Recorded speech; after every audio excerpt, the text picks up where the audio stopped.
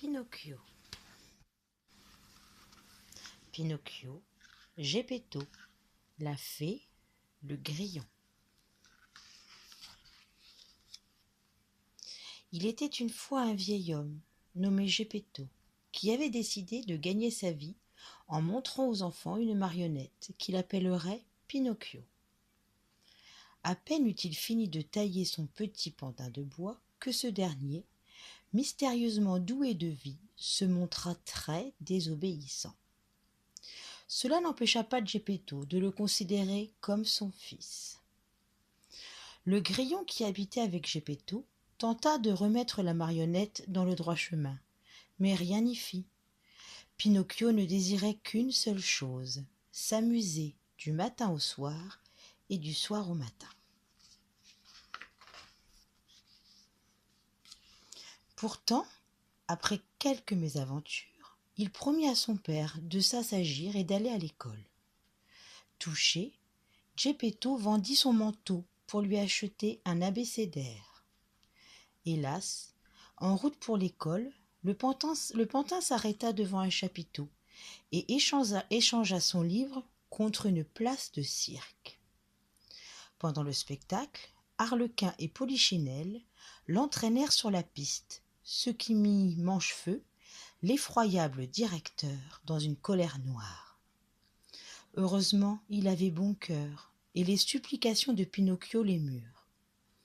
En apprenant que son père était un pauvre homme, il lui donna même 5 écus. Alors qu'il rentrait chez lui, Pinocchio rencontra un renard boiteux et un chat aveugle qui lui proposèrent de les accompagner au pays des Nigauds. « Là-bas, lui dirent-ils, si on plante un écu dans le champ des miracles et qu'on l'arrose bien, pousse alors un arbre à sous. » Pinocchio ne résista pas à la tentation. Le soir venu, les 3 compagnons firent halte dans une auberge. Mais le renard et le chat faussèrent compagnie au petit pantin. Alors que ces derniers le cherchaient dans la nuit, les 2 malins, grimés en brigands, l'attaquèrent. Vite, Pinocchio cacha ses écus dans sa bouche, mais les vauriens, qu'il ne reconnut pas, l'attrapèrent et le pendirent par les pieds à un arbre en ricanant. « Nous reviendrons demain, quand tu auras desserré les dents. »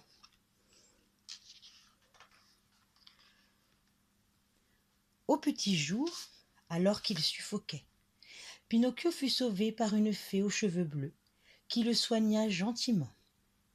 Elle l'interrogea sur ses mésaventures et, comme il lui mentait, effrontément, son nez s'allongea. À chaque nouveau mensonge qu'il proférait, son nez grandissait, tant c'est si bien qu'il ne pouvait plus bouger sans se cogner. Pinocchio se sentit alors si honteux que la fée, magnanime, fit apparaître des pivers pour qu'ils lui picorent le nez. Elle laissa ensuite le pantin partir à la rencontre de son père qu'elle avait prévenu. Malheureusement, Pinocchio croisa le chat et le renard et se laissa à nouveau convaincre d'aller planter ses écus dans le champ des miracles. Évidemment, dès qu'il eut le dos tourné, les 2 canailles lui volèrent tout son argent. Quand il se plaignit au juge de la région, Pinocchio fut mis en prison, où il dut rester plusieurs mois.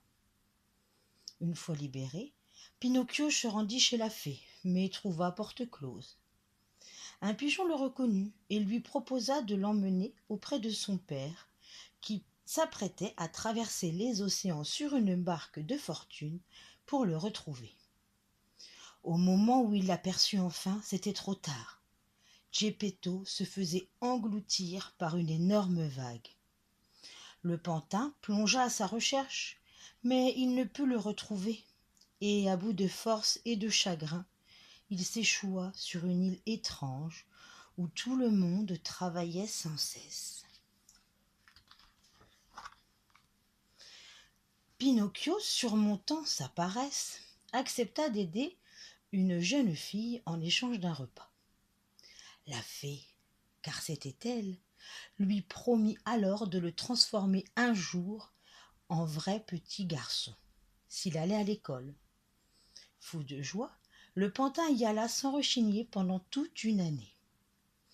Un soir, hélas, Pinocchio oublia ses bonnes résolutions et monta avec Lumignon, un garnement, dans une carriole menant au pays où l'on ne travaille jamais. Là-bas, le pantin fut merveilleusement heureux jusqu'au jour où, comme tous les cancres, il finit changé en âne. Aussitôt, le conducteur de la carriole partit le vendre au marché. Pinocchio lui échappa en se jetant à la mer, ce qui, par magie, lui redonna son apparence de pantin.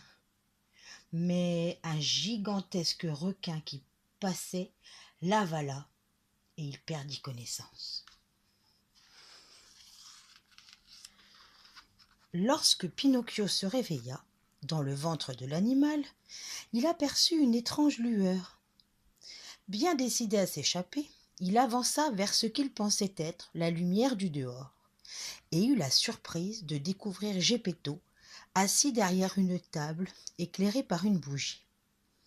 Il se jeta en pleurant de joie dans les bras de son père, qui survivait là depuis 2 ans grâce à la cargaison de vivres d'un bateau englouti en même temps que lui.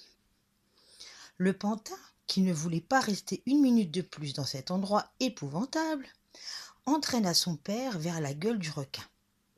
Heureusement, l'horrible poisson dormait la bouche ouverte et ils purent s'enfuir.